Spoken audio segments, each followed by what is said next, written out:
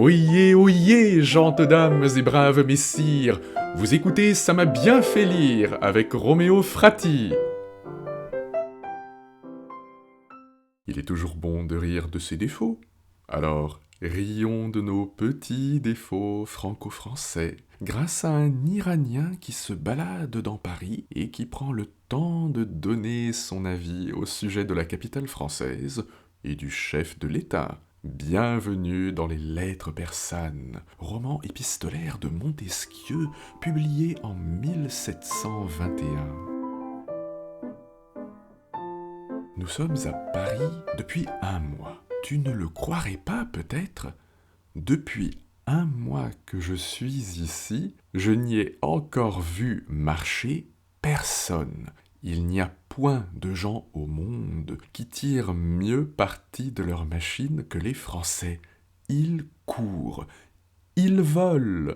Les voitures lentes d'Asie, le pas réglé de nos chameaux les feraient tomber en syncope. Pour moi, qui ne suis point fait à ce train et qui vais souvent à pied sans changer d'allure, j'enrage quelquefois, comme un chrétien, car encore, passe qu'on m'éclabousse depuis les pieds jusqu'à la tête, mais je ne puis pardonner les coups de coude que je reçois régulièrement et périodiquement.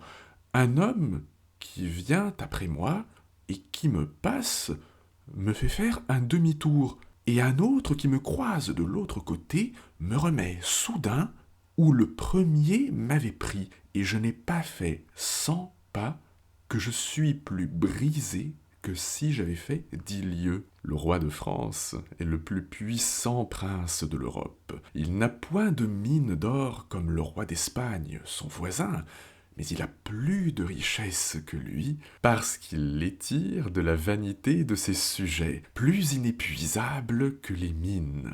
D'ailleurs, ce roi est un grand magicien. Il exerce son empire sur l'esprit même de ses sujets.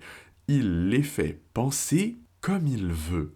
S'il n'a qu'1 million d'écus dans son trésor et qu'il en ait besoin de 2, il n'a qu'à leur persuader qu'un écu en vaut 2, et il le croit. S'il a une guerre difficile à soutenir et qu'il n'ait point d'argent, il n'a qu'à leur mettre dans la tête qu'un morceau de papier est de l'argent. Et ils en sont aussitôt convaincus.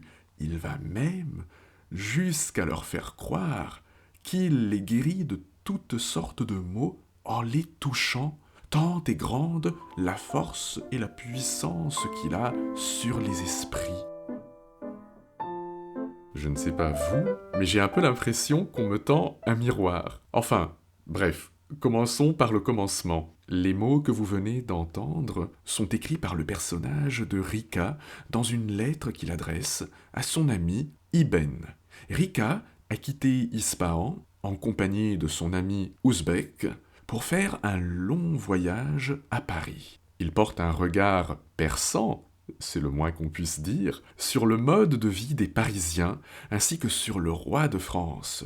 Et l'humour absolument exquis de ce texte vient justement de l'étonnement faussement naïf de Rica, qui use et abuse de l'exagération pour souligner à quel point les Parisiens sont des gens pressés. Face à la rapidité et à la brutalité des Parisiens, déambuler dans la capitale devient une épreuve semée d'embûches, plus épuisante qu'un parcours de 10 lieues. Déjà au XVIIIe siècle, la grande ville est assimilée à un endroit où on ne prend pas le temps de marcher lentement, tranquillement, et surtout ne nous méprenons point.